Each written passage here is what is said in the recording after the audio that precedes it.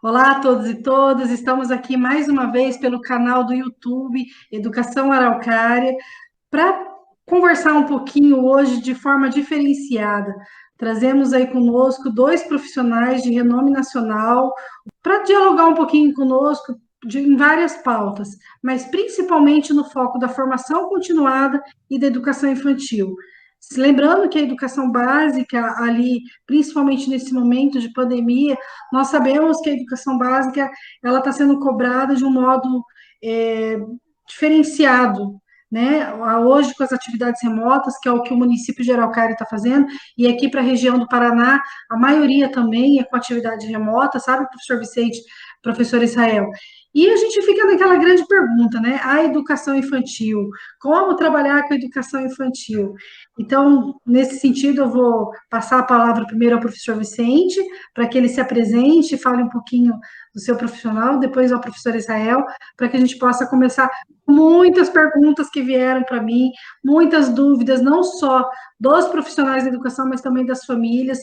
Fizemos duas pesquisas já, enquanto rede municipal de ensino, para ver as principais dificuldades, os maiores problemas que nós estamos tendo em relação a essas atividades remotas. Então, passo a palavra ao meu querido amigo, profissional, professor Vicente Falcão. Muito obrigado, obrigado, Adriana, obrigado aí pelo convite. Vai ser uma honra, uma satisfação enorme falar para os professores da rede de Araucária. E, rapidamente, assim, o Vicente trabalha há mais de 20 anos na área de educação. Começamos com formação continuada, depois começamos a fazer congressos, muitos cursos, sempre presenciais, né? Muita coisa no presencial.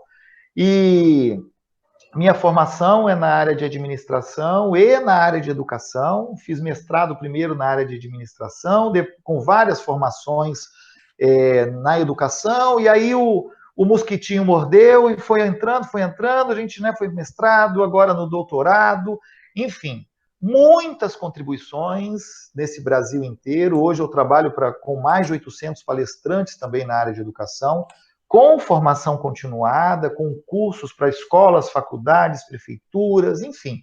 Então, é uma história de vida voltado para a formação de profissionais da área de educação. Então, muito obrigado pelo convite, espero contribuir, espero trazer um monte de novidades, um monte de coisas legais para vocês, e muitas novidades a partir de agora na formação continuada dos nossos professores no Brasil e no mundo.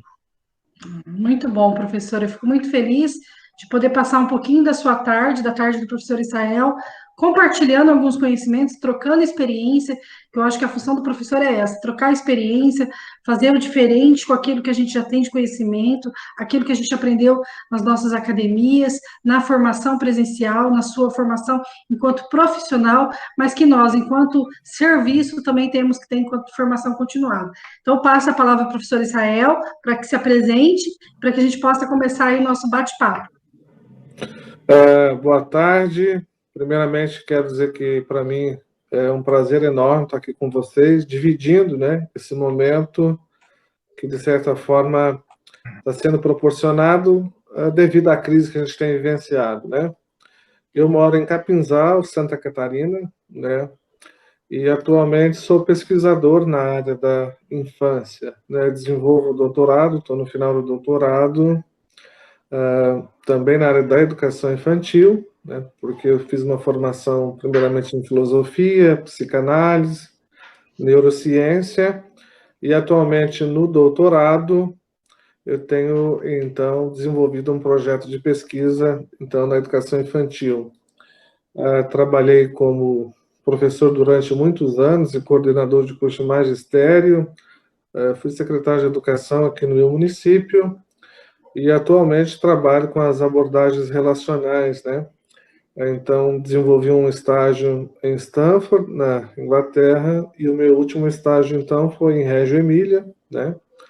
Uma cidade ali do noroeste da Itália, que em 1991 foi eleita pela revista Newsweek como tendo a melhor educação infantil do mundo, né? Então, a Reggio Emília se tornou uma referência mundial em educação, e faz parte aí do meu objeto de pesquisa. E, novamente, então, é um prazer estar aqui com a professora e hoje secretária de Educação, a Adriana, dividindo esse momento aí com os educadores e com o meu grande amigo Vicente Falcão, né?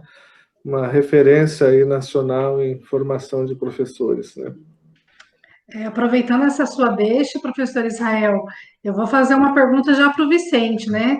Primeiro, as gratidões a gente vai fazer agora e também no final, mas assim, enquanto formador, enquanto profissional dessa área, que tem lidado com todas as redes de ensino do país, professor Vicente, é uma curiosidade apenas para contextualizar aí os meus professores de Araucária, de onde você surgiu, por que que eu estou conversando contigo, né?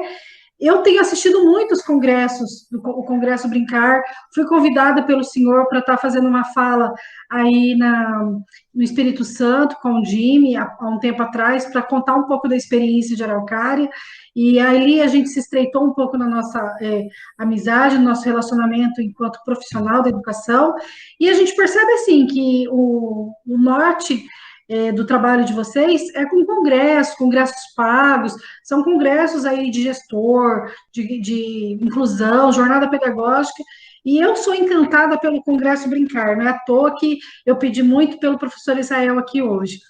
Por que vocês, enquanto empresa, instituição aí, têm aí disponibilizado tanto conteúdo online e gratuito para nós, enquanto professores de todo o Brasil, ao invés de vendê-los? Porque eu faço grupo de diversos grupos de WhatsApp aqui, e eu tenho observado muito, venda por X reais para ter o certificado, etc e tal.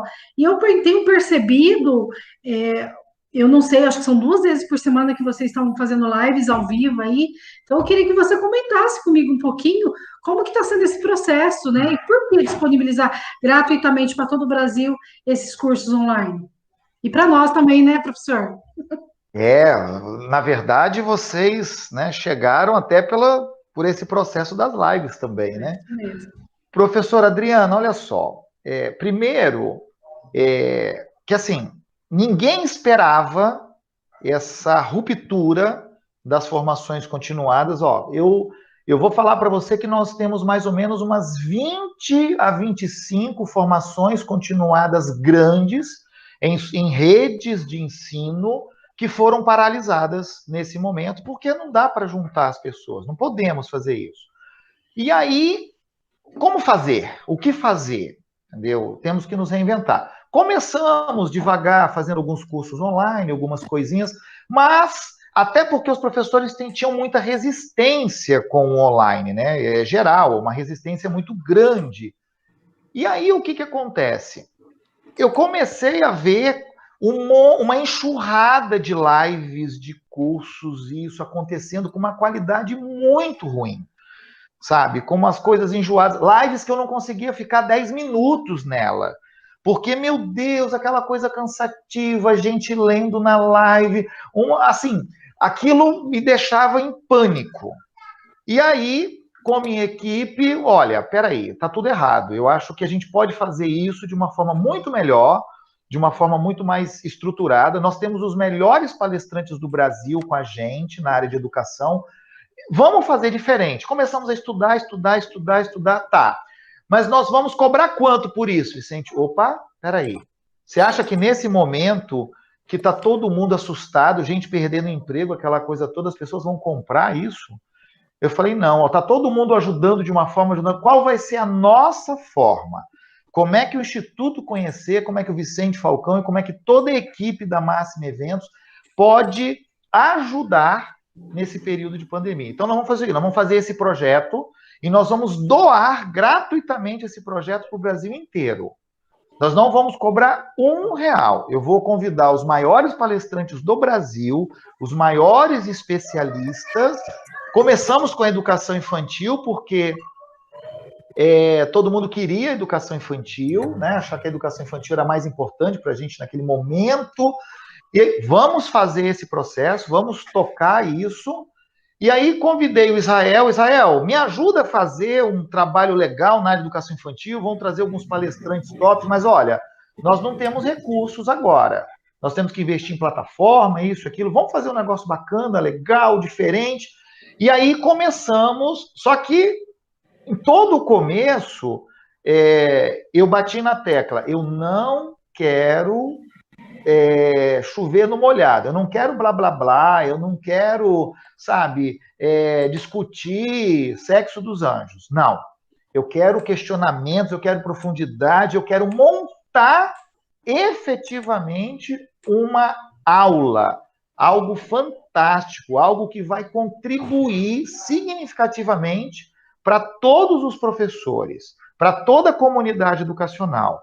E essa foi nossa meta, foi nossa missão. O projeto começou.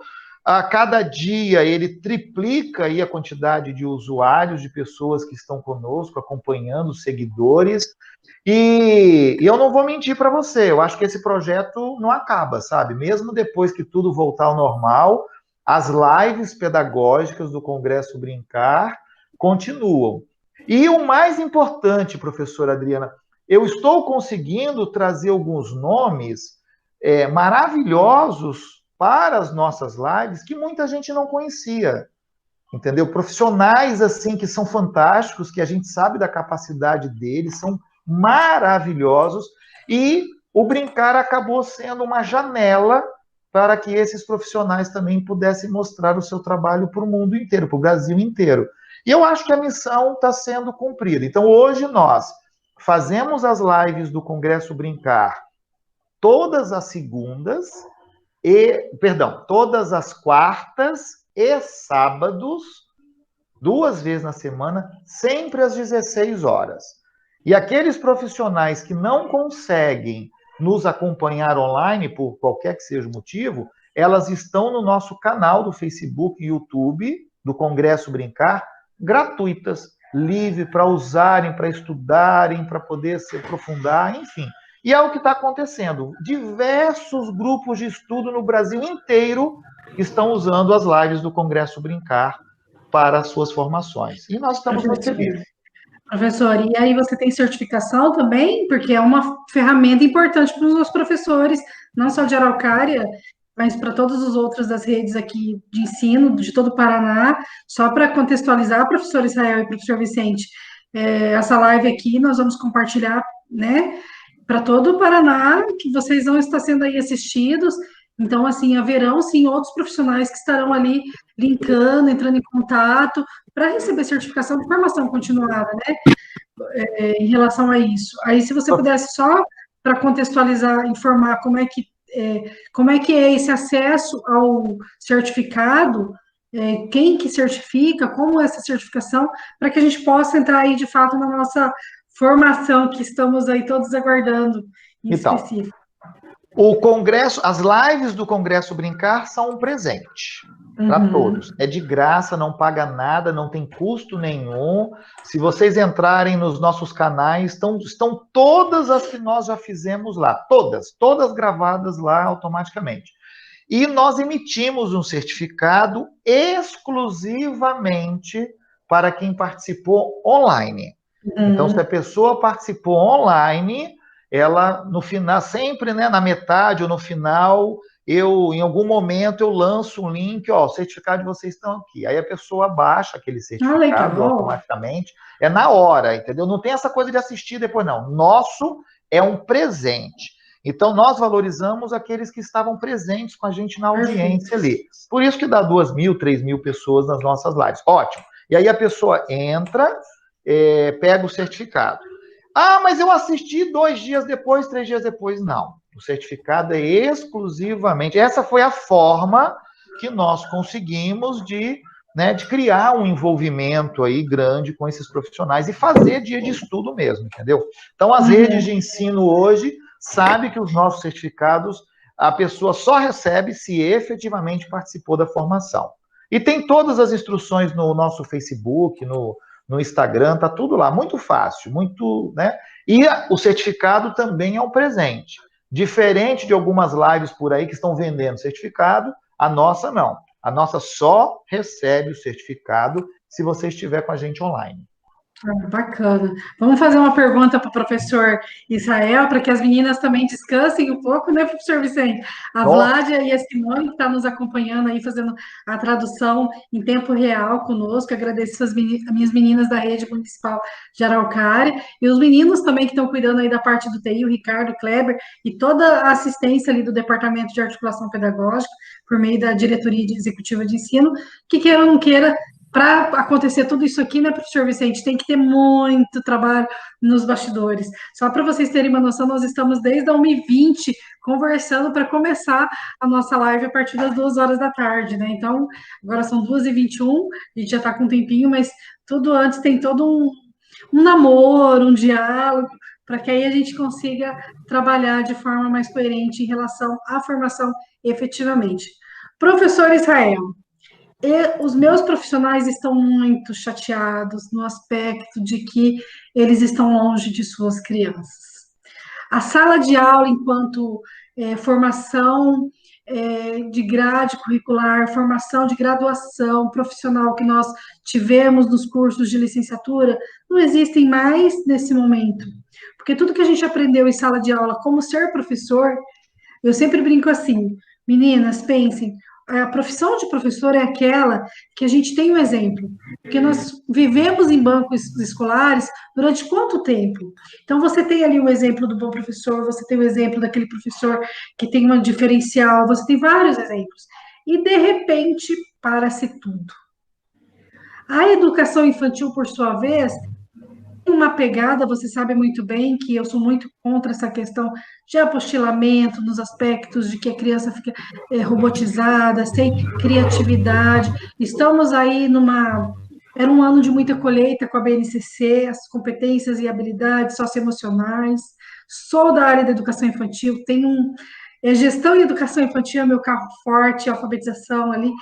Então, assim, eu vejo que tudo isso traz uma quebra de ruptura e um dizer não ao comodismo, né? Nós estamos tendo que nos reencontrar enquanto profissional. E aí fica a grande pergunta, para a gente começar, como diz o Vicente, tem que ser taxativo para que a audiência vá lá para cima. O que fazer na educação infantil nesse momento, professor?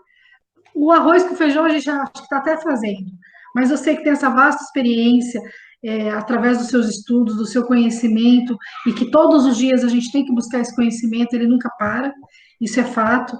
O que você quer dizer aí para os meus professores que estão ali, os nossos professores do Brasil todo?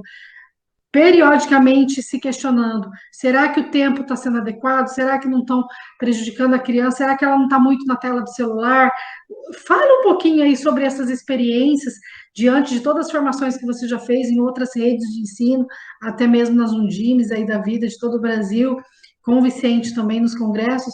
O que você pode dizer para nós em relação a isso? A educação infantil durante esse período de pandemia, o que a gente pode tirar de bons frutos? Fiz muitas perguntas, né? Mas tudo bem. Não, foi excelente a sua contextualização. Eu acho que a primeira questão que a gente deve colocar em xeque, e isso acho que faz toda a diferença para o cenário que a gente está vivenciando, é reconhecer que nós tivemos grandes avanços na educação infantil nas últimas décadas, e a gente não pode retroceder nesse processo. E dentro desses grandes avanços, o primeiro está num conceito de infância que a base traz, que é fundamental, e toda uma estruturação, né, que parte dos eixos norteadores, que são interações e brincadeiras, até os direitos de aprendizagem de uma criança. De certa forma, se a gente se atenta à base, isso nos traz um pouco mais de ânimo diante do contexto que a gente está vivenciando. Porque quem olha a educação infantil pelo olhar do ensino fundamental deve estar sofrendo muito nesse momento.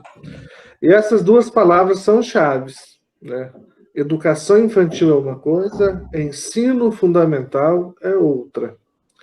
A LDB ela é completamente contra uma ideia de instrução dentro da educação infantil. E, de certa forma, isso vem ampliar um conceito fundamental, que é o conceito de currículo na educação infantil, e nos dá um direcionamento do que fazer nesse momento. Porque a base não foi feita para esse contexto que nós estamos vivenciando. Mas ela continua sendo norteadora, né? E aí é que está a grande questão, né? No novo conceito de criança que nós temos na base, essa criança ela é protagonista, ela interage e modifica e cria uma cultura, né? Então ela não é passiva diante do processo.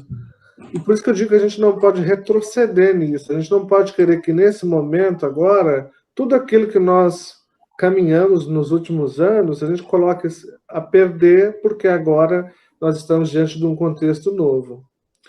E aí, diante do que fazer, se a gente tem em mente e tem clareza de que o contexto nos permite trabalhar questões que, a princípio, não são conteúdos, mas fazem parte do currículo da criança, isso pode nos ajudar muito. Ter clareza do que é um currículo na educação infantil, né? O currículo na educação infantil, ele se confunde com a vida da criança.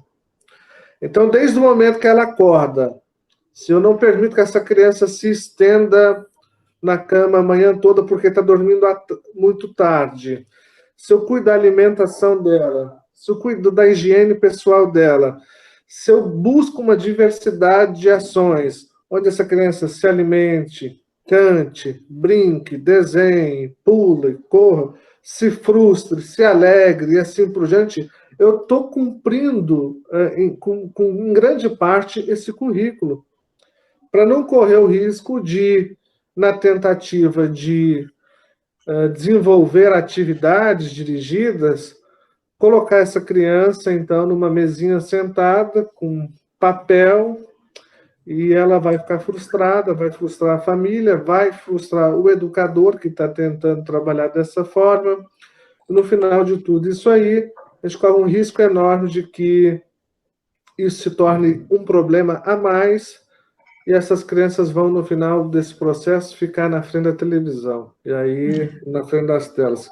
Aí, se nós temos o agravamento de um problema, né? Porque aí nós vamos perder repertório, essas crianças vão perder o desejo de interpelar a vida, de interpelar o mundo, porque a TV, os celulares são muito dinâmicos, e quando ela olhar para fora e ver o mundo, ela vai achar isso tudo muito estático.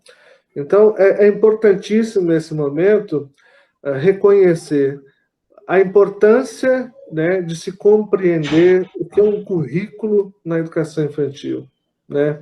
Deixar de lado uma visão escolarizante, conteudista, classificatória, e, nesse momento, de certa forma, colocar tudo que está acontecendo dentro de um viés onde uma relação se estabeleça na qualificação desse cotidiano, qualificar dia a dia, né, a vida dessas crianças em relação, então, à sua família, ao contexto que ela está vivenciando, e, é claro, não privá-la da relação com a instituição educacional, mas sim qualificar o olhar para esse momento que nós estamos vivenciando. Perfeito, professor. E aí, aproveitando a fala do professor Vicente, ainda para o senhor, viu, professor Israel? Esse brincar, essa brincadeira nesse momento de pandemia, ou quarentena, ou distanciamento social, o que o pai pode estar ali também proporcionando e auxiliando nós, enquanto educação, porque, assim, tem muitos pais que já falam, né? Ah, essas atividades remotas com os meus filhos, o ano está perdido, como que eu vou ficar fazendo uma atividade ali, outra lá? Sendo que a Araucária, só para contextualizar um pouquinho, nós organizamos de forma a rotina da criança. A gente pede muito para explorar os espaços do ambiente da casa, explorar os espaços, a natureza, né?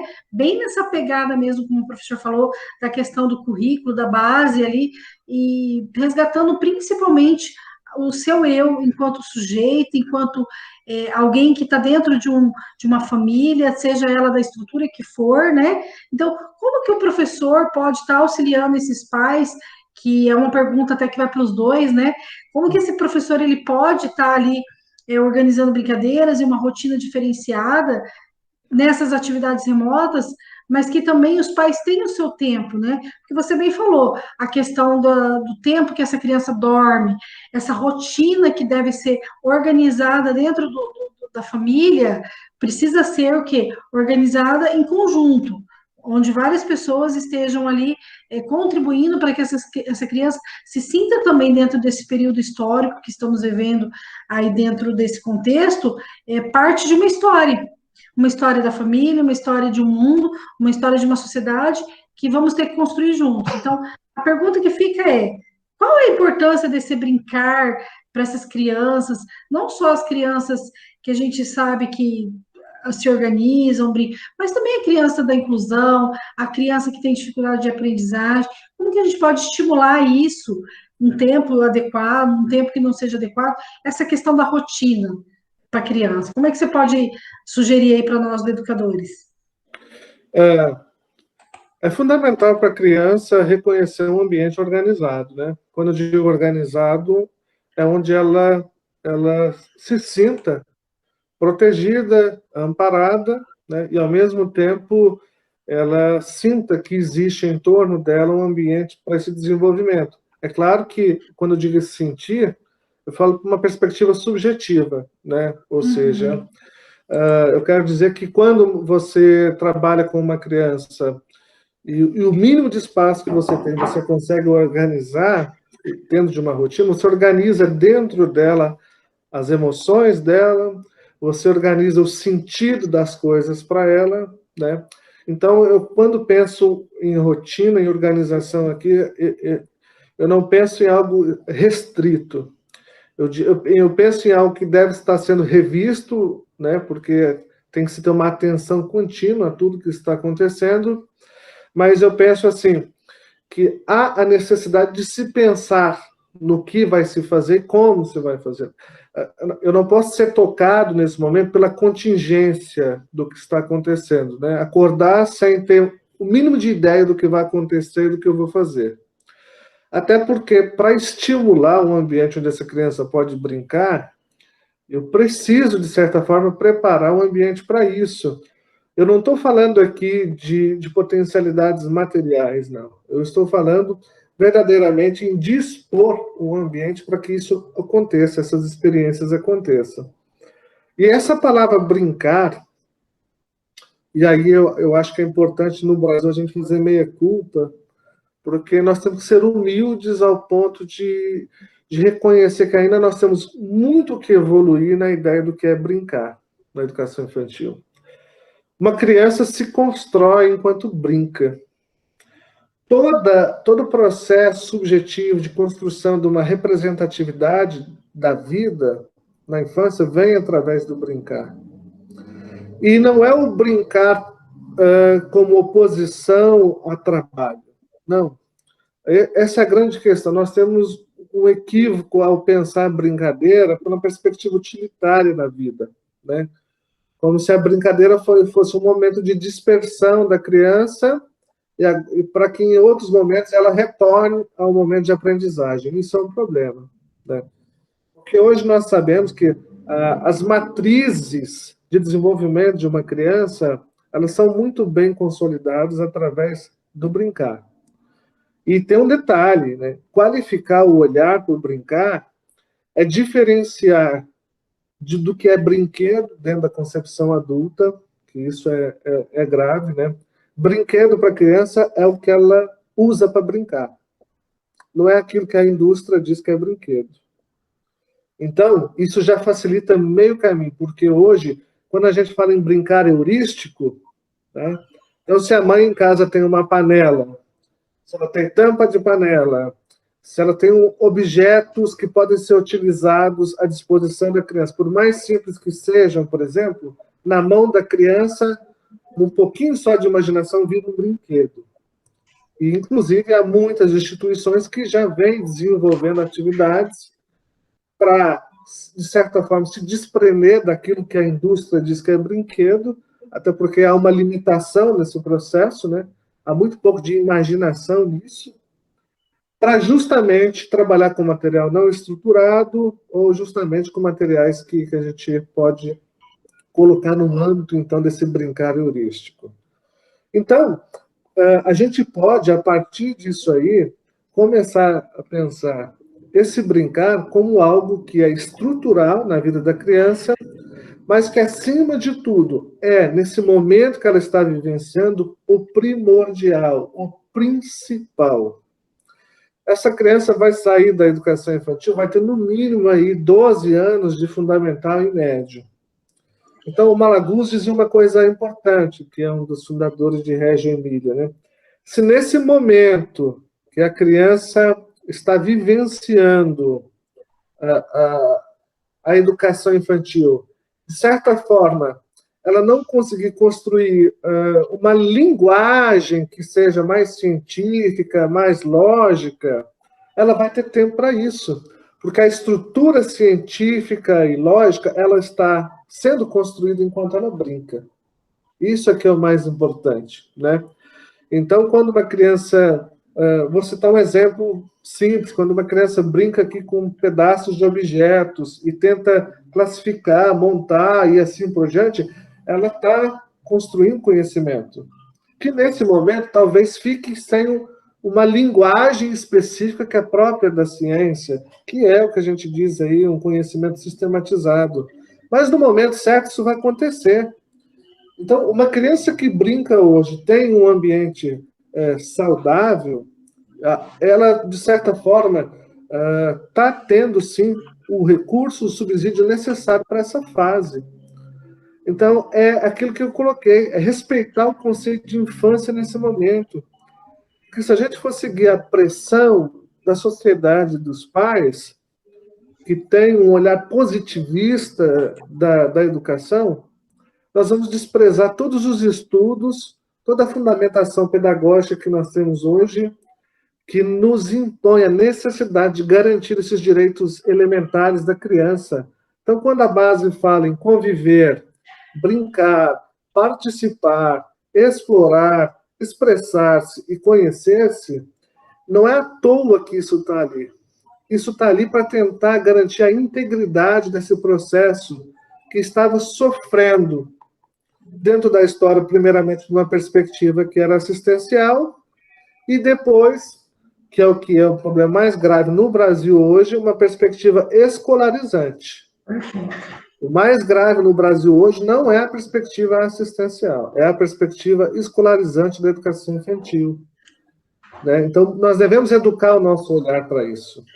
E a minha preocupação sempre foi, eu acho que de toda a nossa rede, você sabe, professor Israel, como organizar uma atividade remota, na palavra ser atividade remota, mas que lá no chão da casa seja brincar com os talheres dos pais, construir objetos não estruturados de forma industrializada, como bem o professor falou, essa busca incessante de fazer com que a criança se perceba enquanto sujeito, que tem opinião e que tem criatividade, que isso não pode ser podado, porque na educação infantil é isso mesmo que a gente prioriza e privilegia, que a criança se conheça, que a criança conheça o seu potencial, como a BNCC traz muito claramente todos esses conceitos, e buscar, assim, que dali para frente ela tenha uma estrutura cognitiva para que consiga, através de uma linguagem já fundamentada e organizada, porque ela é dona de si,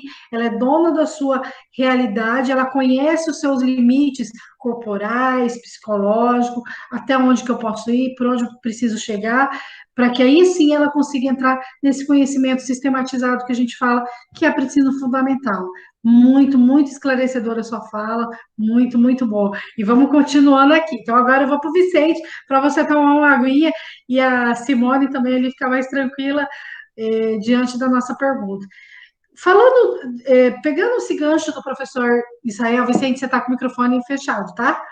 Posso fazer uma pergunta ao Israel? Pode, então vamos. Porque, assim, o Israel tem uma definição que eu acho fantástica, e né, sou fã e admiro muito o trabalho dele.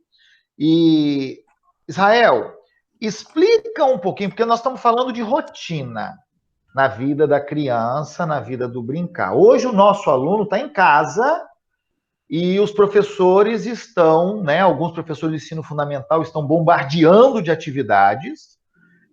Na educação infantil precisa se tomar muito cuidado com isso. Depois eu quero que você fale um pouquinho sobre isso daí.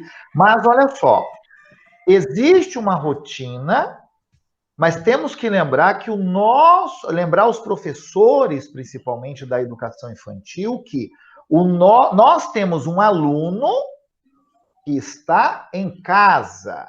Ele é aluno dele, mas nesse momento ele está em casa com os pais. Como equilibrar essa rotina, não enfiar um monte de conteúdo, um monte de atividades, e alguns professores, inclusive, querem transferir para os pais essa possibilidade de ensinar.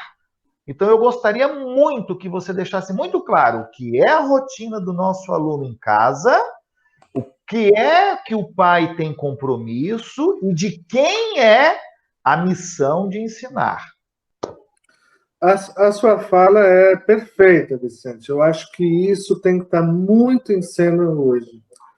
Primeiro, chegou o momento, acho que do mundo inteiro, conhecer a importância de um professor, e a gente tem que se dar esse valor, né?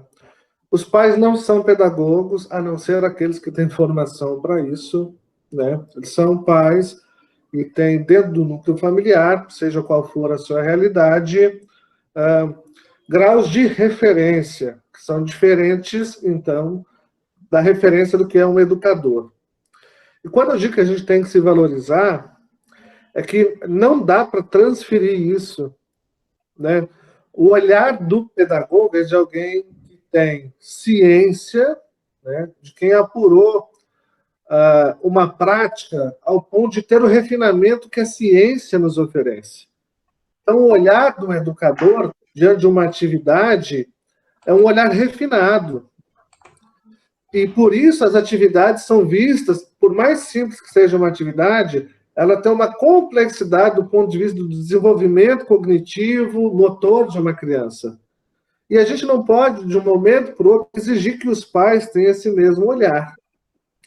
Então, quando a gente diz, não, essas crianças são as crianças da minha turma, mas agora elas estão no ambiente da família, a gente já começa, por isso que eu disse assim, orientar as famílias numa perspectiva em que elas qualifiquem esse cotidiano e essa rotina é extremamente coerente e é o que a gente pode fazer de melhor nesse momento.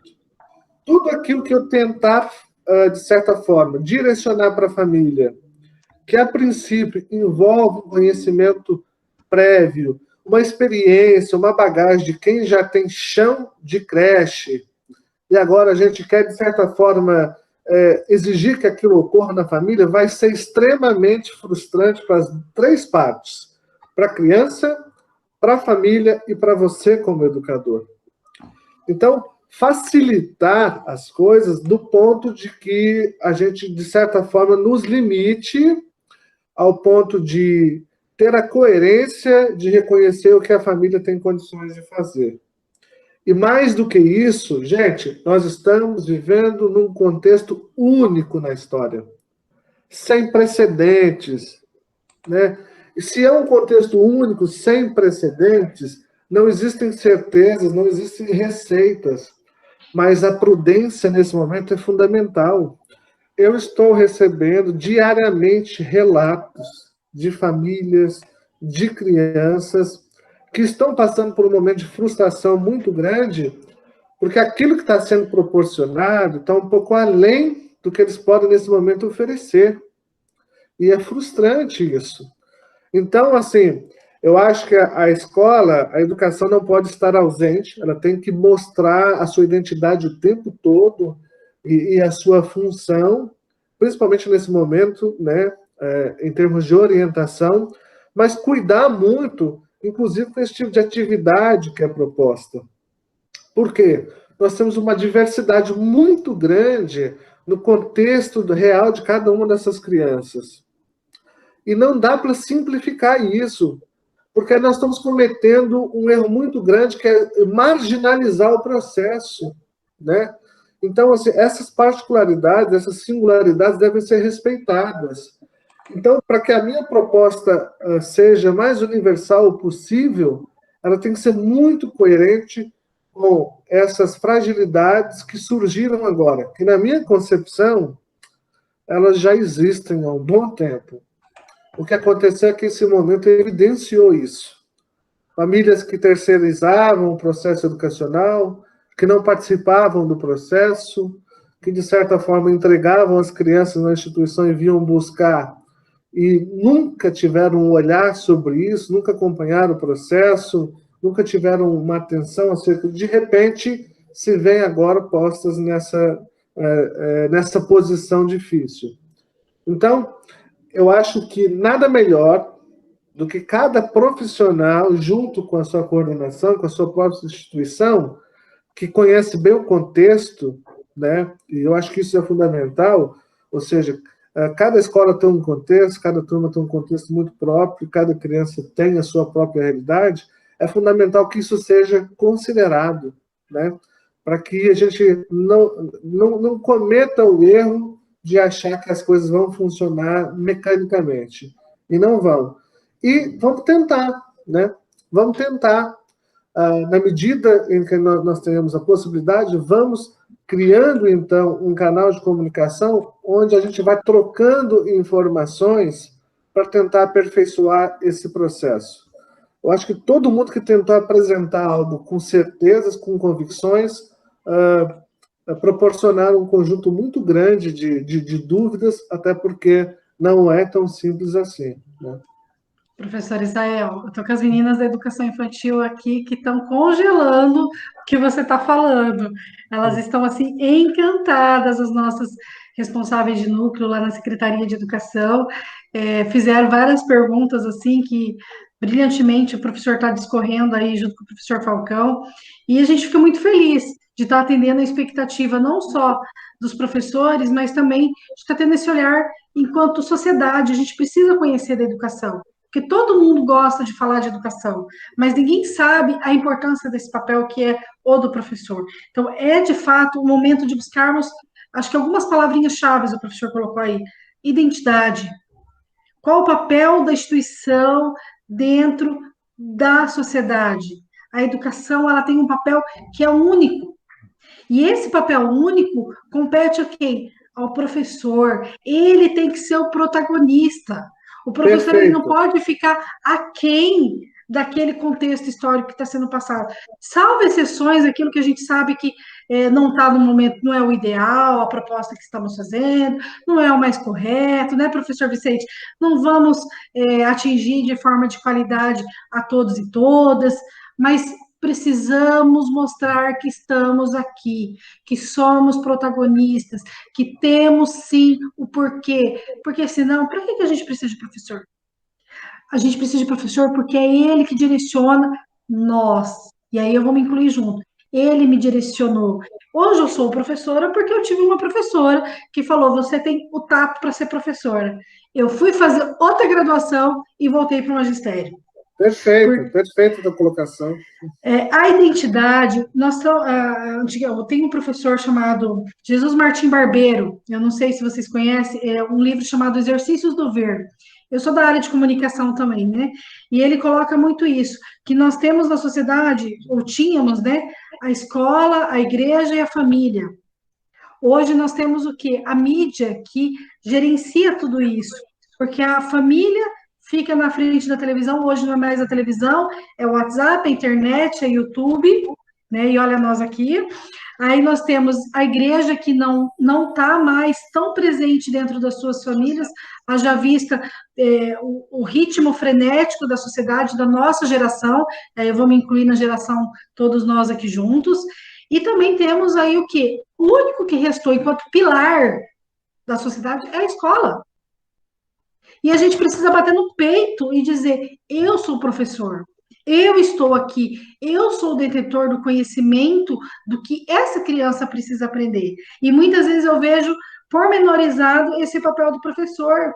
Então, quando você fala dessa identidade, de buscar, de quebrar ruptura, independente do que a gente está propondo nesse momento, é falar, estou aqui, estou marcando território.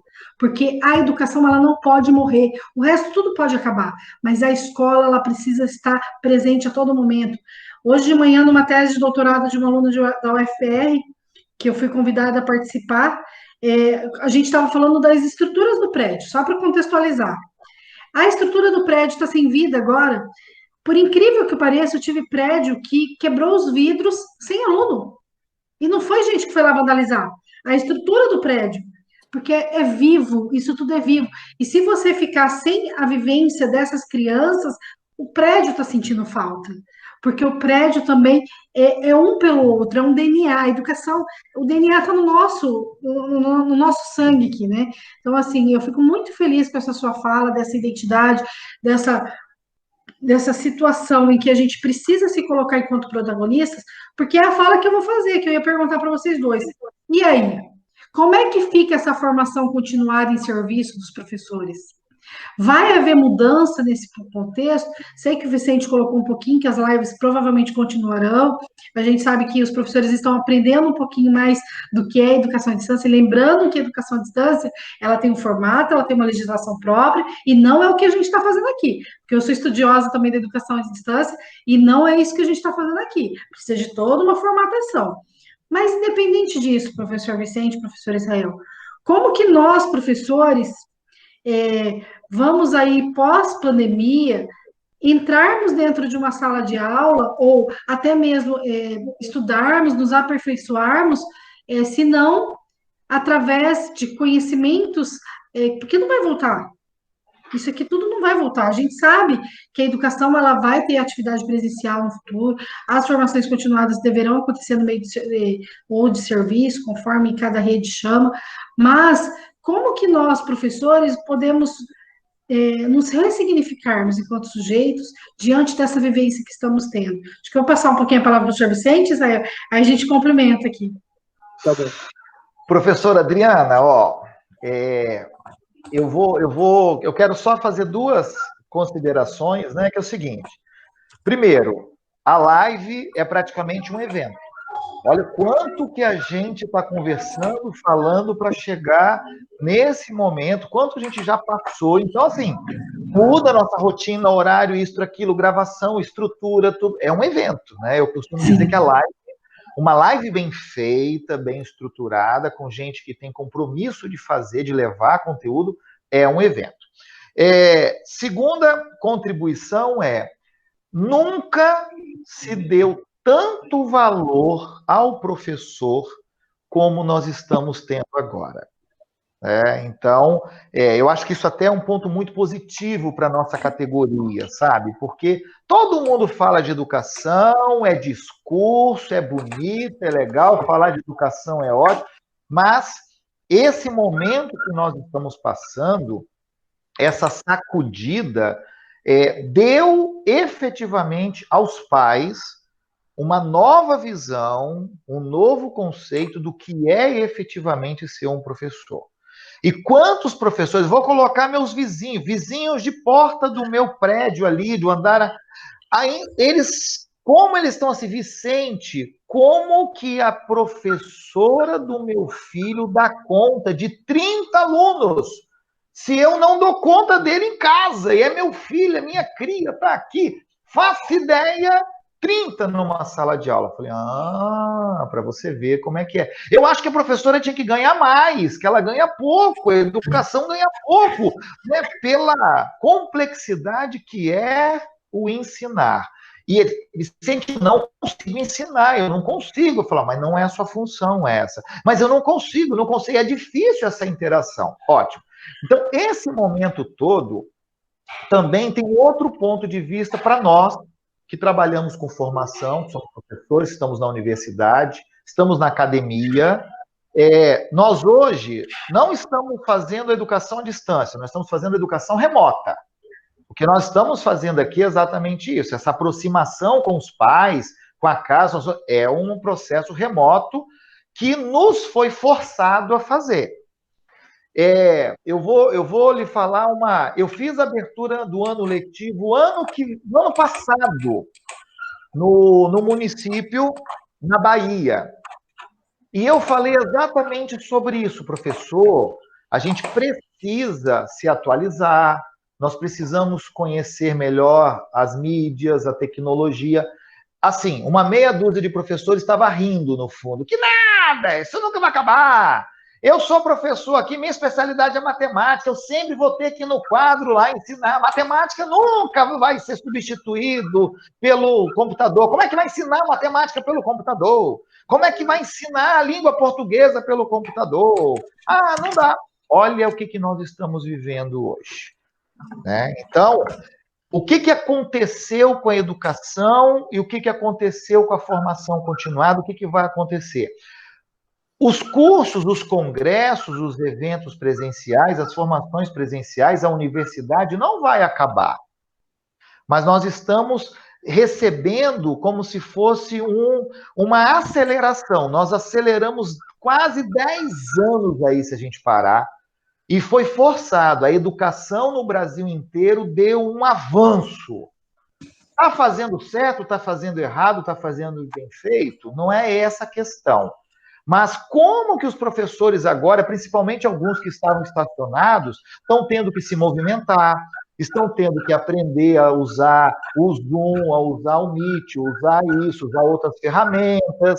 Quantos professores que não sabiam pegar um celular e fazer uma selfie, fazer um vídeo para usar? Mudou isso. Você quer ver uma coisa? Como será essa escola nova que vai chegar no final da pandemia que não podia usar o celular e que agora vai poder? O ano passado, né, professor? Proibido usar celular. Agora entra com o celular. Como não? Entendeu? Uma charge Agora tem grupo, agora tem WhatsApp, agora o professor interage, agora os alunos mandam informação, agora os alunos estão fazendo trabalho pelo WhatsApp. Entendeu? Olha só as mudanças que nós tivemos. Então, assim, alguns discursos caíram por terra, uma nova prática, um novo modelo está vindo por aí. Então, assim, na minha opinião, não só minha, como de outros grandes formadores, ou de grandes nomes como o Novo e mais uma série de outros, o que acontece? Nós vamos ter um avanço muito grande na educação, na nossa forma de ensinar, entendeu? Então, vamos voltar às formações continuadas depois desse processo? Vamos.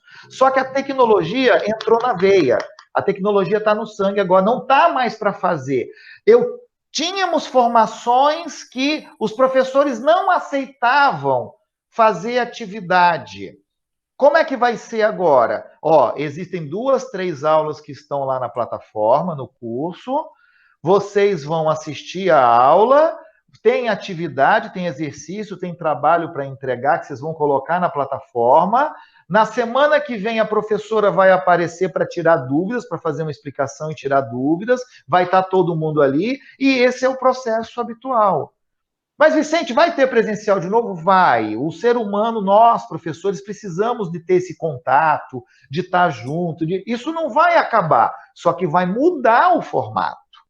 O formato das formações continuadas vai ser outro agora. Vai ter o presencial, mas o tecnológico, que era 10%, inverteu. O tecnológico vai ficar 50%. Eu estou para dizer que vai ficar meio a meio a partir de agora. Nesse período, o presencial é 0, a não ser o remoto, como nós estamos aqui, entendeu? Mas nada vai substituir a figura da gente estar lá presente e tal. Só que agora mudou, esse conceito mudou, essa estrutura mudou, a formação continuada mudou, a forma com que os professores pesquisavam e olhavam para a tecnologia mudou, a nova escola mudou, a nova sala de aula mudou, uma série de tecnologias que existiam, que muitos professores achavam que não seriam palpáveis, estão sendo. Eu tinha críticas e mais críticas contra a videoaula. Né? Um monte de gente criticava, a gente falava de videoaula, nossa, parecia que iam jogar pedra na gente. Hoje tem um monte de secretário, diretor de escola ligando para mim e falando assim, seu desgraçado, parece que eu estou ouvindo você falar aqui na formação. Né? A videoaula vai entrar na vida dos nossos alunos, dos nossos professores, e os professores vão entrar com um ritmo muito bacana, muito legal, de quê? De tirar dúvidas. E um monte de professor ria. Que nada, isso nunca vai acontecer. O que está acontecendo? É o que nós estamos vivendo. Vai voltar isso? Vai desfazer? Não vai. Muito pelo contrário, nós vamos, a partir de agora, aperfeiçoar um novo tipo de congresso, um novo tipo de formação continuada, um novo tipo de curso, uma nova forma de ensinar, uma nova sala de aula e, principalmente, vamos ter uma nova escola. Diferente dos jesuítas, que há quantos anos a gente carrega, discute na academia que tem que acabar aquilo. Eu acho que agora chegou a hora, chegou um novo, nós vamos ter aí o antes da pandemia e o depois da pandemia na educação do Brasil e do mundo. Perfeito, professor. E você, professor Israel, o que você tem para dizer para nós, enquanto professores, principalmente nessa questão da primeira infância, né?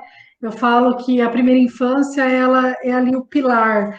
E nós, enquanto professores, nessa formação continuada, o que a gente precisa buscar nesse momento para avançarmos em relação a esse contexto histórico que estamos vivendo, né, hoje, mas independente disso, como que será o amanhã? Porque as relações da educação infantil, elas não têm como separar o brinquedinho de um com o brinquedinho de outro. E aí, como é que vai ser? Haverá educação infantil esse ano? A gente sabe que a gente não tem essas respostas ainda. Estamos avaliando aí o que a Organização Mundial da Saúde vem propondo para todos e todas, para todas as secretarias do mundo geral, de modo geral, né? Mas como que nós, enquanto profissionais, principalmente da educação infantil, nesse momento em que a gente tem que buscar resgatar a infância como uma organização, um pilar para a vida do sujeito, como que isso, eu, enquanto professor, enquanto educador, posso buscar me aperfeiçoar? O professor já falou de vários livros aí, eu sempre brinco tem uma professora chamada, talvez vocês conheçam, Vicente deve conhecer, é uma senhorinha chamada Tereza Penafirme, conhece, Vicente? A Tereza, ela fez uma fala para nós uma vez no município no qual eu estava como diretora de ensino. Ela fez a seguinte fala: enquanto nós, professores, estudamos, planejamos durante 2 horas para trabalhar durante 8 meses no ano, 8, 9 meses, dependendo da rede, uma escola de samba se prepara por 10 meses com planejamento, organização, para 2 horas de espetáculo. Sendo que a nossa aula é um espetáculo diário, mas não um espetáculo de faz de conta ou de fantasia, que por muitas vezes a gente precisa buscar a fantasia, né, professor Israel? Mas nesse ir e vir, nessa brincadeira que a professora Tereza Penafirme fala, e tem vários links aí da professora mencionando algumas coisas, vários textos maravilhosos, ela trabalha muito a questão da avaliação na educação. Como que nós, educadores, podemos planejar, porque hoje a gente está fazendo o inverso, o professor está planejando 6 horas para 20 minutinhos de atividade. Então, nessa composição do período em que estou planejando aqui, para que eu possa avaliar, e o período que essa criança está lá do outro lado, fazendo com seu pai numa interação, numa reorganização da sua rotina familiar, como que nós, professores, podemos pensar na nossa formação continuada por agora e para o futuro? Olha, Adriana, vamos pensar uma questão aqui fundamental nesse processo. Nós queremos ou não uma criança protagonista? Queremos. Nós somos ou não ainda tarefeiros, conteudistas na educação? Somos. Vamos pensar o seguinte. Parte do que nós estamos sofrendo hoje, de certa forma, evidencia como consequência ainda da nossa recente história na educação infantil. né? Os países que já se consolidaram e são referências na educação infantil têm aí 60, 70 anos de trajetória. O Brasil teve avanços fundamentais, né, nas últimas décadas, mas aonde eu quero chegar com essa reflexão? Deixa eu citar um exemplo. A LDB não permite a aula que não seja presencial na primeira infância. Ela não permite. E hoje a gente está vivenciando um contexto como esse. É fácil perceber que numa turma onde o educador já, de certa forma, praticava uma pedagogia da escutatória, que trabalhava com menos atividade dirigida o tempo todo, que direcionava as atividades e permitia que a criança, de certa forma, vivenciasse as suas experiências, ele se concentrasse, mobilizasse a sua subjetividade para essa aprendizagem, hoje sofre menos. Porque existe um ditado que diz assim, aonde falta a imaginação tem que sobrar mágica. E quando eu falo mágica, eu falo em trabalho. Então, se falta a perspectiva da autonomia, da imaginação, do lúdico, se essa criança não tinha tempo para explorar isso de forma livre, tendo como estímulo o direcionamento da professora e o ambiente, ela tinha uma dependência de a cada minuto estar sendo direcionada por uma atividade, as consequências disso estão sendo sentidas agora. E de forma, eu acho que um pouco mais comprometedoras. Então, quando eu digo assim, as coisas vão voltar ao normal, eu torço para que não volte nada ao normal. Eu torço para que esse momento nos dê a possibilidade de pensar um pouco mais sobre essa pedagogia da escuta, da observação, né? Numa pedagogia onde os educadores conversem menos entre si, um pouco mais com as crianças, né? Escutem o que elas têm, a evolutiva que ela nos dê, até porque, vamos pensar assim, hoje a gente está lidando, então, com a questão online. Uma das grandes questões que bateu na porta de nós, educadores e das famílias, é que nós não temos autonomia nesse processo. Ou a gente o tempo todo dá atividade, direciona muita coisa para passar aquele tempo, para cumprir aquele período, ou parece que está vago. Então, assim, nós parece que percebemos que o nosso uso das tecnologias não está acontecendo da forma correta. E agora nós temos, então, que ressignificar esse processo. A atividade remota, né, o próprio nome já diz, é diferente do ensino à distância, onde há uma sistematização do processo e você tem que criar meios para que seja oferecido o saber e você consiga avaliar isso. É fundamental você reconhecer o aspecto de avaliação. Por isso, as atividades remotas, elas vêm de uma perspectiva de auxiliar nesse momento que a gente está vivenciando, mas, acima de tudo, é fundamental pensar que na ressignificação desse processo, o que está em cena também é o quanto nós temos proporcionado às nossas crianças a oportunidade de desenvolver autonomia, né? Então, se eu consigo, dentro do meu grupo de crianças, desde o início,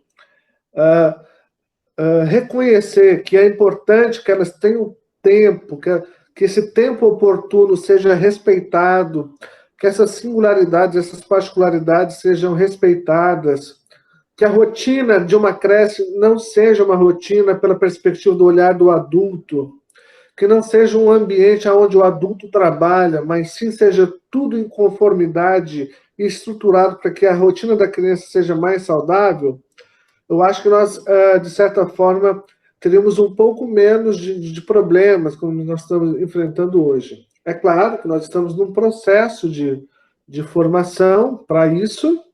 Alguns municípios já avançaram muito, mas outros não, né? Eu dei uma aula ontem para o Maranhão, por exemplo, né? Usando a tecnologia. E eles me confessaram o quanto, por exemplo, eles estão tendo dificuldade, porque eles ainda têm uma perspectiva de preencher tantas horas atividades dessas crianças em casa. Ou seja, é o olhar, é a mentalidade acerca do que é a infância, do que é o trabalho pedagógico que precisa ser mudado. Então, são educadores reféns de uma perspectiva, criando essas crianças, desenvolvendo essas crianças num ambiente ainda mais refém disso, onde elas não podem, por exemplo, fazer aquilo que a base propõe, que é, de certa forma, modificar o meio que elas vivem através dessa interação mínima. Então, a minha torcida é que as coisas não voltem ao normal, é que, de certa forma, a gente possa refletir, depois desse momento, o quanto é fundamental a gente desenvolver autonomia numa criança.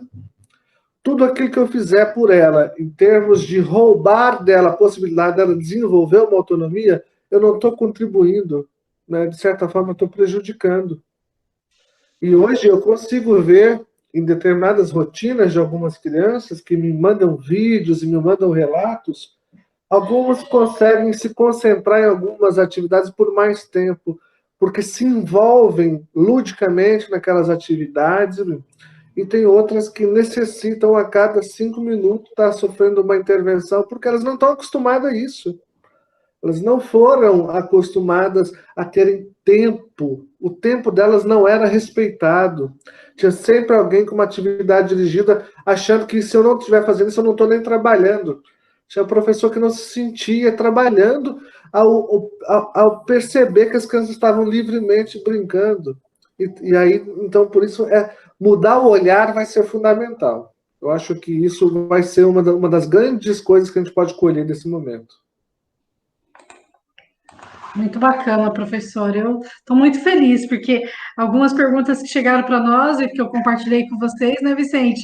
A gente percebe que já foi até contemplado na fala dos professores aí que aqui estão compartilhando com a gente seus conhecimentos. Vai virando um guarda-chuva de ideias, né? Você vê que vai saindo dali um monte de contribuições e vão fechando algumas janelinhas de perguntas que se abrem. E isso é mágico, entendeu? É por isso que o diálogo, esse bate-papo, ele cria uma riqueza que não tem valor, não dá para mensurar. É uma pergunta que eu acho que não quer calar, como a gente acabou de falar agora há pouco, professor Israel. Vou voltar para ele, tá, Vicente? Já Tá eu bom, pego você. tá tranquilo.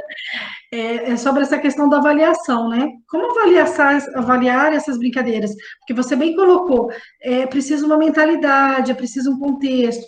Eu tenho conversado com os meus municípios parceiros, aqueles que às vezes me ligam, questionam, a gente acaba criando afinidade por onde passou, por onde permaneceu, e também por outros que a gente acaba agregando, agora aqui na região metropolitana de Curitiba. Uma das perguntas que me fazem sempre é quanto tempo que eu avalio uma brincadeira, por exemplo. Eu sempre falo assim, olha, o professor na sala de aula, ele está com 20, 15 crianças. Aqui no município de Araucária, é em média isso. A turma que eu tenho mais alunos é o 5º ano, que são 30 crianças. Pense bem, o professor ele vai trabalhar uma atividade, ele está trabalhando com todo, na sua rotina, na sua rotina, na sua sequência didática, digamos assim, com aquelas 30 crianças. E aí ele organiza toda a pedagogia, faz lá a problematização, entra no assunto, faz questionamento, e as crianças participando ao mesmo tempo. Isso não está acontecendo. Como que você vai fazer isso dentro de um ambiente virtual no WhatsApp? O que eu tenho sugerido o que importa não é a quantidade de atividade, mas a qualidade e o porquê. Por que e para quem é aquela... Qual que é o objetivo daquela atividade? Por que você está lançando aquele propósito, aquele desafio para aquela criança? O que essa criança vai levar consigo de questionamentos para aquela sua vivência, para a sua prática de vida? O que com aquilo a criança vai aprender? E depois disso, você tem que pensar que ao invés de você estar num período físico, dentro de 4 paredes de uma sala de aula, com 20, 30 crianças intermediando e mediando esse processo, 10 em 10 minutos com um, 5 com o outro, e o professor é um polvo, né? O professor está ali, depois está lá, aí tem que tomar cuidado com a coluna aqui, e ali, e lá. E aí o que acontece? Você vai estar à distância, por um ambiente diferenciado, tendo que fazer esse mesmo movimento, mas olhando a individualidade de cada um. E aí, como avaliar? Eu sempre tenho dito, o professor ele é o dono da sua turma, ele é o dono da sua realidade. O Vicente faz uma atividade rápida, ok, a avaliação do Vicente de uma forma. O Israel, ele é um pouco mais minucioso, ele é mais detalhista, é a forma que eu vou ter que avaliar o Israel. E eu sempre tenho falado para meus professores, a gente já fazia isso dentro da sala de aula, ou deveria fazer, porque a gente não tem que avaliar todo mundo da mesma forma.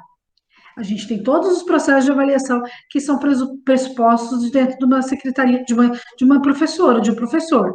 Então, como que eu vou avaliar esse tempo e espaço? Essa questão está sendo muito latente. E como eu sou prata da casa, né? Então, às vezes, a minha fala não é a fala que eles querem ouvir. Então, assim, de um profissional da educação, estudioso, como vocês são, o que a gente pode estar contribuindo para esse período? Como avaliar 15 minutos de uma atividade como se fosse de uma educadora infantil, que é 8 horas diárias, que é o horário de trabalho do professor é uma coisa, horário de sala de aula com a criança é outra coisa. É outra diferença que a gente teve que estar ali pontuando, dialogando sempre, sabe, professor? Então, assim, se você puder contextualizar sobre essa questão, em específico, da como avaliar a aprendizagem através dessas atividades lúdicas que nós estamos propondo durante essa pandemia, principalmente na primeira infância? Uma questão, acho que importante, Adriana, da gente lembrar, é que, assim, na educação infantil, né, todo o processo de avaliação, ele não está na perspectiva de classificar desempenho, né? Ele está na perspectiva de proporcionar subsídio para o educador para compreender o desenvolvimento dessa criança e melhorar, então, pedagogicamente, as atividades para que essa criança tenha garantido alguns direitos de aprendizagem e evolua nesse processo. Então, o olhar atento no processo de avaliação da educação infantil, eu ainda classificava como, antes da pandemia, a melhor forma de avaliação é a documentação, né? Porque a documentação permite ao pedagogo aperfeiçoar o olhar sobre o desenvolvimento dessa criança. Quando você se detém na observação para fazer essa documentação, e aqui vou lembrar, só em termos de recorte, quando o Malaguzzi implementaram a metodologia dele em Régio, ele ensinava os professores a fotografar. Por quê? Mesmo que naquela época não existissem os celulares, um investimento fundamental que as creches, que os nidos faziam na Itália, era ter uma máquina fotográfica para pegar o ângulo correto para que você pudesse, através desse refinamento do olhar, enxergar também o desenvolvimento da criança enquanto ela executa uma atividade. E essa atividade não pode obedecer alguns critérios que, como dizia aí um fundamentador da sociologia da infância, que é o Sarmento, ela não pode obedecer aos critérios de uma criança produzida com um olhar moderno e utilitário que a vida tem. Então, assim, vou citar um exemplo. Eu tenho uma criança agitada e uma criança mais lenta. E dou um pedaço de argila ou de massinha para cada uma dessas crianças brincar. O resultado desse processo, ou seja, o que essa argila causa para essa criança agitada, é diferente do que essa mesma argila provoca numa criança que é mais lenta. Porque a subjetividade da criança, ela é mobilizada enquanto ela executa uma tarefa. Então, ou seja, essa criança está por inteira envolvida naquela atividade. E isso considera, então, todas as suas particularidades, as suas singularidades. Então, eu não posso estabelecer um objetivo, X, e avaliar agora a partir disso aí. Quem atingiu, quem não atingiu, quem fez como eu queria, quem fez como eu não queria. Muito pelo contrário. Essa criança tem que ter o direito de, ao manusear, por exemplo, esse objeto, dar os desdobramentos que, para ela, naquele momento, são importantes. Então, uma vai picar em várias bolinhas, uma vai fazer uma grande, uma vai tentar fazer um boneco, e isso é fundamental. Um dia, eu acompanhando uma atividade onde as crianças estavam brincando uma caixa de areia, né? Umas faziam castelinho, outras faziam casinha, outras pegavam, enchiam um baldinho de areia, botava, e tinha uma que alisava essa areia, ela só alisava. E havia a frustração da professora interferindo umas 4, 5 vezes para que ela pegasse um baldinho, para que ela também fizesse um morrinho, alguma coisa assim. Porque pelo olhar da professora, se ela não fizesse aquilo, tinha algo errado.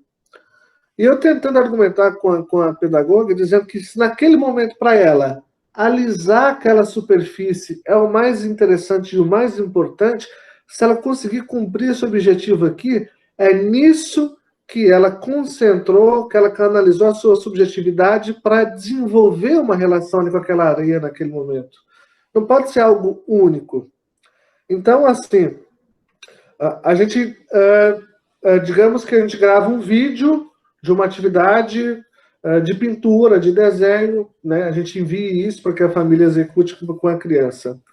Os desdobramentos disso são variados.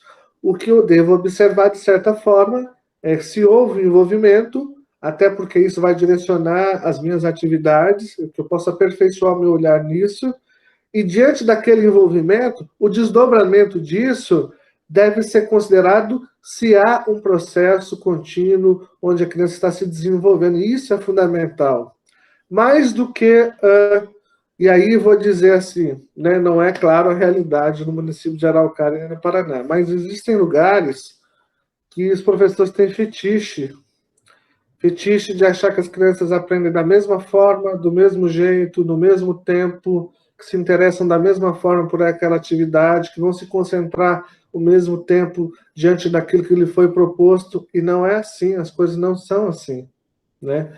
Então, nesse momento, apurar o olhar, eu acho que vai nos proporcionar a oportunidade de tentar, claro, mesmo de forma hoje muito mais precária, tentar documentar aquele acontecimento. Esses dias, o Rio Grande do Sul está elaborando um documento onde pediu que nós relatássemos experiências que a gente tem vivenciado com as crianças nesse momento. E eu relatei um momento onde tinham 2 crianças numa família e elas estavam no momento de alimentação. E comecei a relatar o momento em que uma tenta ajudar a outra, porque elas estavam aprendendo agora a manusear os talheres, eram crianças pequenas. E o quanto eu assisti aquela cena, o quanto foi importante para mim, como educador, aprender observando elas, né? O feedback que elas me deu, nenhum livro me daria, né? Porque eu pude observar, por exemplo, a confirmação de uma teoria importante, como a teoria do desenvolvimento humano aí de Vygotsky, Piaget e assim por diante, né?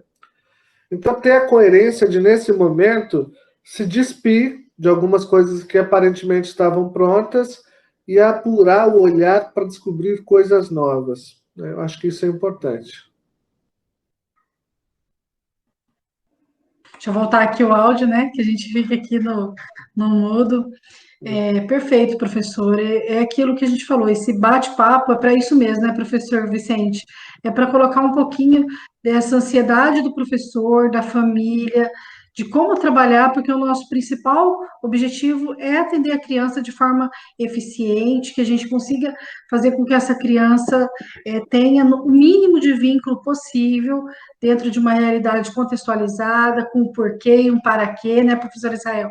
Sem ser atividades fragmentadas, sem ter uma sequência lógica, que o conteúdo seja algo que a criança tenha conhecimento, ela busque aquilo que ela sabe. Estou falando um pouquinho até mais de conteúdo por conta também do ensino fundamental, nós temos até o Fundamental 2 na nossa rede de Araucária, mas em todo o independente de qual etapa da educação básica nós estamos falando, deixar claro que a educação ela tem um começo.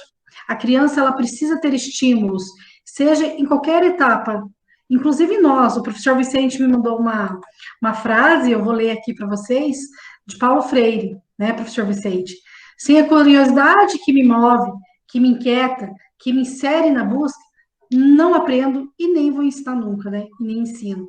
Então, o nosso grande Paulo Freire falando aí sobre essa curiosidade. Se a gente não tiver curiosidade, a gente não vai estar aqui junto. Se a gente não tiver curiosidade, a gente não vai fazer uma coisa diferente. Se a gente não quiser buscar o diferente, né? Nós não vamos conseguir avançar nunca. Então, assim, falar de professor, falar de família, falar de pandemia, é falar que a gente também não sabe de algumas coisas, né? É ter a ciência e o principal mérito do ser humano, que é saber identificar que a gente não sabe de tudo. E eu acho que a humildade de saber que eu não sei de tudo é o principal para o momento como estamos vivendo. Os livros nossos, né, professor Israel, os nossos teóricos não falavam de como trabalhar numa época de pandemia. A didática, seja de Libânio, seja de qualquer dos nossos aí pais e mestres que nós estudamos durante o contexto da nossa graduação, formação profissional, não nos trazia o que é uma vivência como estamos vivendo. E nós teremos que escrever essas vivências agora. E que vivências queremos escrever, desenvolver e apresentar? Essas que sejam mais possíveis, que seja de forma assim, o melhor possível, que seja atendendo a expectativa da família, da criança e principalmente da sociedade, né? Professor Vicente, vamos caminhando para a nossa reta final, nós já estamos há mais de 1h10 conversando aqui, bem gostoso, muito bacana. Vou destacar que essa live só foi possível através do nosso Congresso do Brincar, ali do Instituto, né? E agradecer ao professor Vicente de nos ter apresentado o professor Israel, que é um profissional aí que tem se destacado muito na educação infantil, tenho escutado muito, tenho lido muito a respeito dos seus estudos e das suas buscas e inquietações periódicas e diretas, porque, como eu acabei de falar, se a gente sabe, a gente não deveria estar estudando tanto, não deveria estar buscando tanto, porque aquele que sabe busca, aquele que, né? Então, assim, eu queria que o professor Vicente colocasse um pouquinho para nós, então, para finalizar, sobre essa questão do pós-pandemia, como é que vai ser essas formações, o professor já falou um pouquinho sobre isso, mas mais específico, vamos ter congressos? Vamos ter vamos ter atividades em conjunto? Vamos nos socializarmos para o futuro? Como é que vai ser isso? Vamos ter de uma forma diferente, né, Diana? Vamos ter de uma forma, os cursos, os eventos, os congressos, a partir de agora, eles vão ter uma outra conotação. A gente até falou um pouquinho sobre isso. E existe um novo, né, um novo olhar, uma nova forma aí. Até pegando o gancho na mensagem que eu mandei de Paulo Freire, né, para você, eu sempre trabalhei uma disciplina na pós-graduação chamada a criatividade e o empreendedorismo na sala de aula. E alguns educadores, alguns professores falam, Vicente, mas como ser empreendedor na sala de aula? É como ser criativo. E hoje nós estamos exatamente vivendo esse momento. Os professores estão numa busca enorme por atividades, por sites, por desenhos, por charges, por filmes, por videoaulas que eles possam utilizar para poder fazer seus alunos aprenderem, para fazer seus alunos despertarem. Então, existe um novo tempo da formação continuada. Existe um novo tempo da sala de aula. Então, os professores hoje, eles tiveram que sentir na pele, precisou sangrar para buscarem novas alternativas. Principalmente os professores do Fundamental 2, tá? Eu vou dar até essa dica para eles. Eu sei que o Israel está focando muito nessa educação infantil, na alfabetização, no Fundamental 1, mas o Fundamental 2, o ensino médio, que não é o contexto hoje da rede municipal de vocês, mas esses professores precisaram sair das suas zonas de conforto e começar a buscar novas metodologias, novas tecnologias, novos referenciais. Eu estou vendo um monte de professor buscando o que tem de legal nessa disciplina, o que tem de legal naquela, o que eu posso fazer, o que eu posso inovar, o que eu posso inventar, o que eu posso criar, vou pegar uma ideia. Então, hoje, por incrível que pareça, isso está acontecendo. E eu acho que exatamente essa criação, essa mágica nova, de novas pesquisas, de nova descoberta, é o que vai vir para a sala de aula pós-pandemia.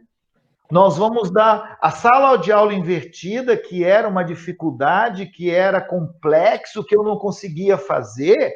Olha, nós vamos voltar com projetos maravilhosos a partir de agora. Sabe por quê? Porque o nosso aluno aprendeu, o nosso aluno degustou isso sozinho, e ele não pôde fazer. Agora eles vão querer fazer em conjunto, vão querer botar a mão na massa, efetivamente, né?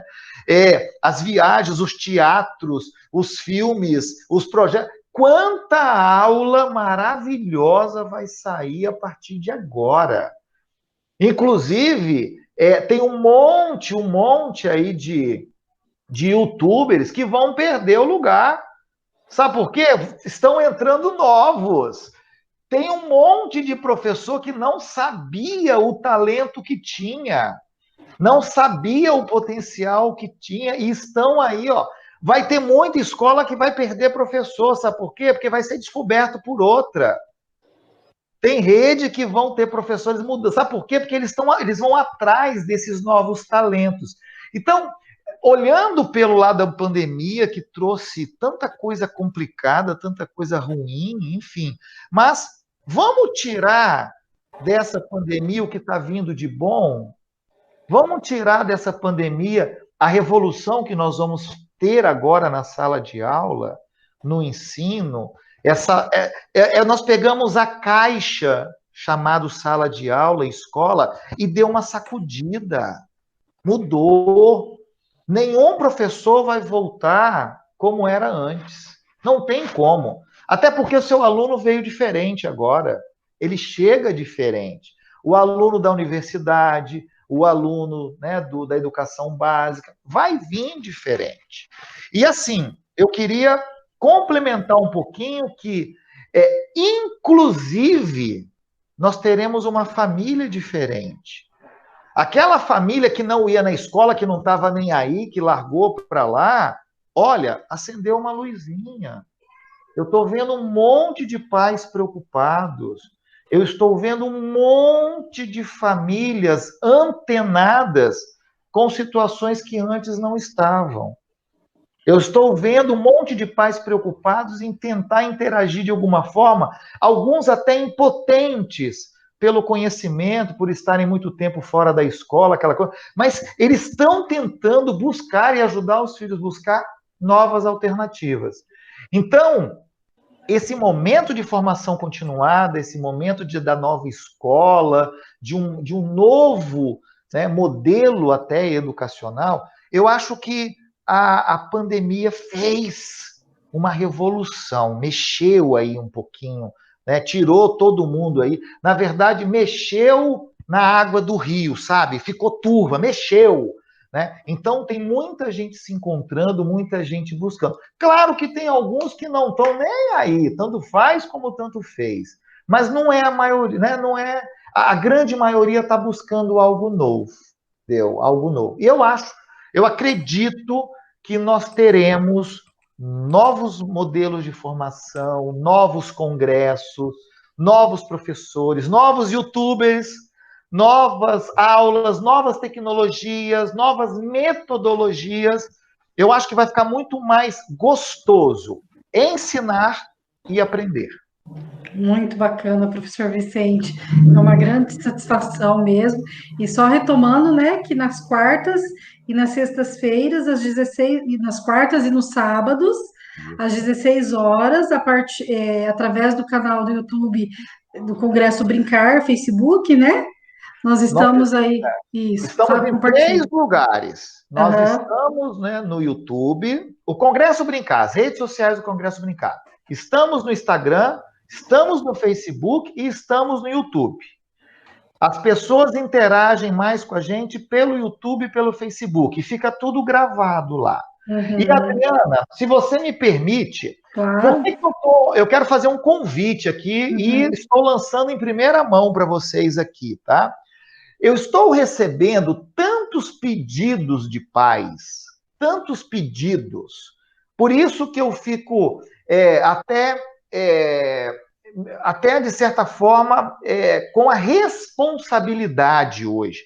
A gente sempre fez muita coisa para os professores, né, para os diretores, gestores. Nós começamos a olhar para os pais de uma forma diferente. E nós estamos criando um canal exclusivo para os pais. Tá bom? E esse canal vai estar sendo inaugurado dia 15 de junho, vai ser uma segunda-feira. Então, toda segunda-feira, às 20 horas, numa nova rede, num novo local chamado Falando de Filhos. É, na verdade, um local para as famílias, aonde eu vou ter dicas, sugestões, contribuições, vídeos, ferramentas, tudo para que você consiga entender o mundo dos filhos, para educar, para ajudar, para contribuir, para, às vezes, ensinar. Então, eu gostaria de convidar toda a rede de Araucária para poder seguir, curtir essa nova rede lá. É um programa que nós vamos fazer chamado Falando de Filhos, e lá nós vamos ter um monte de ferramentas, um monte de contribuições para as famílias. E detalhe, da creche até o ensino superior. Então, vai ser um local, inclusive fica o convite aí para você estar conosco também nesse canal, para poder dar suas contribuições como mãe, como secretária, como gestora, do que a gente precisa tanto da parceria com as famílias aí na nossa educação. E vai mudar, tá? As famílias vão voltar diferentes. Agora, elas vão querer também informações, elas vão querer estar mais perto, elas sentiram a necessidade de estar mais próximas. Então, também foi um grande ganho para nós essa participação da família hoje. Bacana, professor. Eu também fico muito feliz. Com certeza poderei participar e compartilhar. A gente sabe que estamos nos dando as mãos, independente da distância, porque estamos todos e todas pensando numa educação melhor, para um país melhor, né? Agradeço novamente ao professor Vicente Falcão e vou passar ao professor Israel para falar as suas contribuições finais aí em relação à educação infantil, aos nossos educadores, nesse momento aí, suas considerações diante de tanto que você estudou, diante de tanto que você contribuiu conosco, professor. Primeiramente, quero já também deixar um agradecimento, é muito bom estar aqui com vocês, e dizer assim, primeiro que a minha expectativa é de que as coisas tomem um rumo onde aquilo que eu falei a princípio, né, onde as famílias passem a valorizar a educação, por isso é importante marcar o nosso espaço, né, e que o professor colha os frutos disso. Que quando tudo isso aí passar, que a sociedade dê um pouco mais de valor e respeite um pouco mais a nossa classe, né? Um país que se fala muito em educação, se fala muito em investimento em educação, mas sempre foi algo mais da boca para fora, né? E realmente quem faz a educação no Brasil somos nós que estamos aí na base de todo esse processo, no executivo disso, desde da secretária de educação a quem está lá no chão, na sala de aula. E eu espero que nesse reconhecimento venha também um avanço, então, justamente para que a gente possa atingir aquilo que a gente tanto almeja a cada dia, que é ter uma educação melhor, de qualidade, que possamos ser atendidos, né, enquanto classe educacional. E deixo aqui, então, como última reflexão, a importância da gente estar atento às nossas crianças, porque nós temos registrado alguns casos hoje, e os professores têm sido protagonistas disso, que são casos de abandono parental, né? Então, de uma forma ou de outra, tem chegado informação aos professores, né, aos educadores, que algumas crianças têm sofrido isso. Não é porque estão em casa, às vezes, com o pai ou com a mãe, que estão sendo assistidas, né? Isso é um problema grave. E a minha fala é no sentido de orientação, porque eu tenho recebido denúncias nesse sentido. Então, se nós, educadores, né, tivermos alguma informação nesse sentido, é importante que a gente busque, então, a nossa coordenadora, a nossa secretária, para que sejam tomadas medidas junto aos órgãos, ao conselho, por exemplo, para que quem está à margem desse processo não sofra de forma acentuada as consequências do que a gente está vivenciando hoje. E isso é fundamental. Eu digo isso porque eu faço parte de um grupo de pesquisa que é o NEPAP, da PUC do Rio Grande do Sul. A gente trabalha com processos inclusivos. E a gente tem visto quanto esse público, que geralmente é um pouco mais anônimo, tem sofrido as consequências disso. Mas isso não pega somente esse público, né? Pega alguns lares com um pouco menos de estrutura emocional e psicológica. É importante que nós estejamos atentos a isso, porque, às vezes, na vida de uma criança, o professor tem uma função elementar como o olhar que qualifica esse processo de desenvolvimento. E hoje elas não estão tendo essa proximidade. Mas eu acho que eu fico feliz com essa iniciativa da secretária de estar proporcionando esses momentos que são riquíssimos, né? Porque todas essas reflexões que estão sendo feitas aqui vão contribuir com o nosso olhar nesse processo. Lembrando que nós não temos certeza do que vai acontecer agora, né? Só citar uma informação aqui, por exemplo, o governador do meu estado, de Santa Catarina, publicou um decreto ontem. Aqui em Santa Catarina, nós não temos nenhuma perspectiva antes do dia 2 de agosto, que foi o decreto que ele publicou ontem, né? Não, ou seja, suspender. O decreto vencia agora no dia 31, e o novo já prorroga para... Ou seja, não há nenhuma perspectiva de atividade antes do dia 2 de agosto. Existem iniciativas no Brasil todo já para o retorno das aulas, mas para vocês verem a complexidade, existem já conversas no sentido de que não existirá a possibilidade de voltar com o ensino presencial, principalmente na educação infantil, por exemplo, antes de se ter uma vacina, né? Então, para a gente ver a amplitude das possibilidades, podemos ter iniciativa de começar com algumas atividades, como podemos estender esse prazo aí ainda a perder de vista. Então, é importante a cada dia trabalhar na qualificação do que está acontecendo hoje, né, com vistas a quando a gente retornar de tudo isso aí, a gente, de certa forma, sofrer o dano menor possível. Eu agradeço, professor Israel, e, de fato, quando a gente comentou que poderia voltar a 3 de agosto, eu até brinquei, né? Eu falava 3 de agosto porque a rede de Araucária, a gente tinha essa peculiaridade por conta do período de férias, do recesso escolar. E aí, de repente, pegou todo mundo 3 de agosto. Eu falei, meu Deus, mas onde que foi falar meu 3 de agosto foi parar, né? E a gente sabe que os estudos comprovam que nas redes de países desenvolvidos, países que a gente fala que são referência em saúde, isso começou, teve que voltar para trás.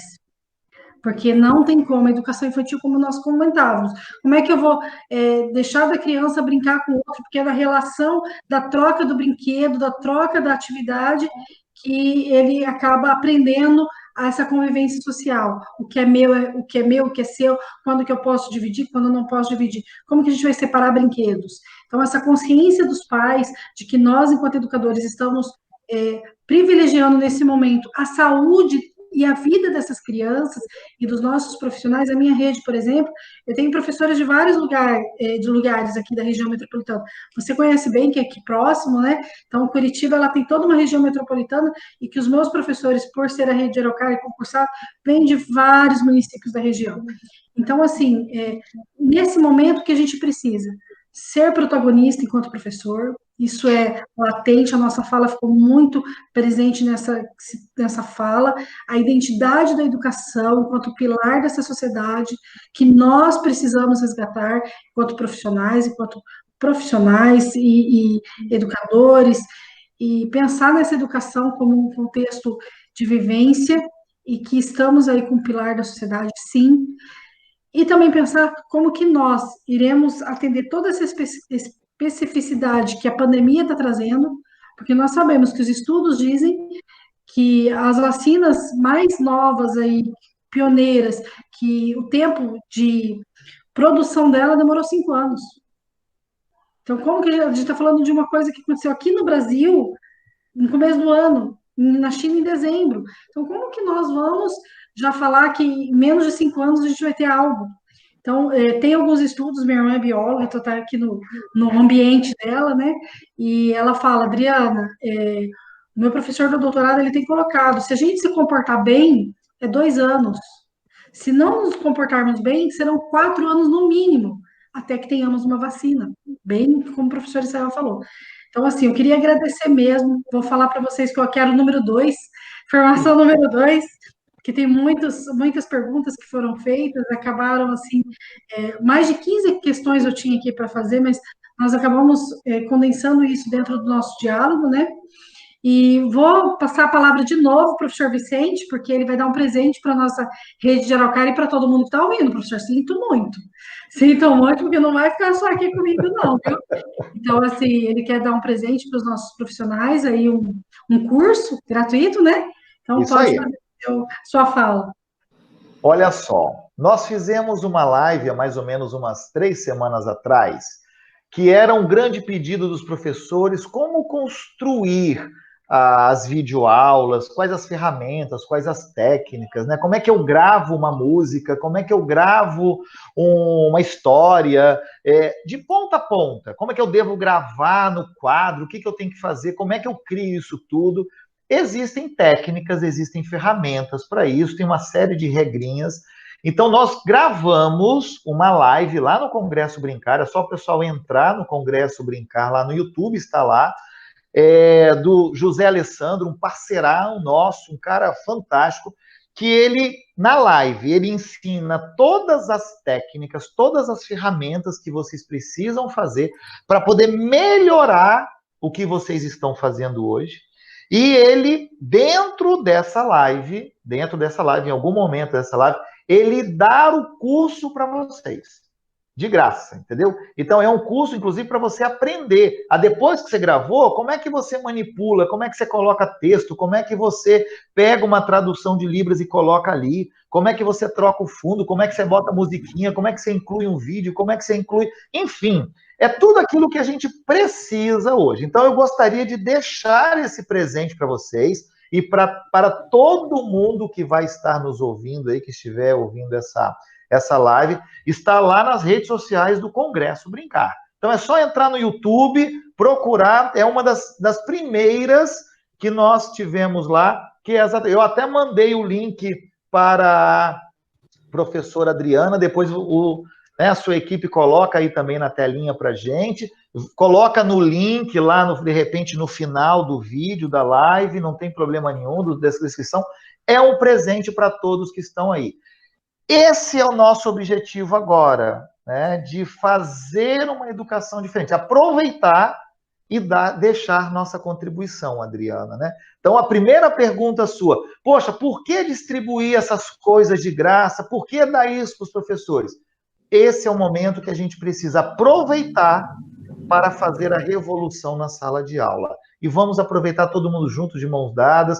Agradecer ao Israel pelo convite, né, Israel? Obrigado por estar presente conosco.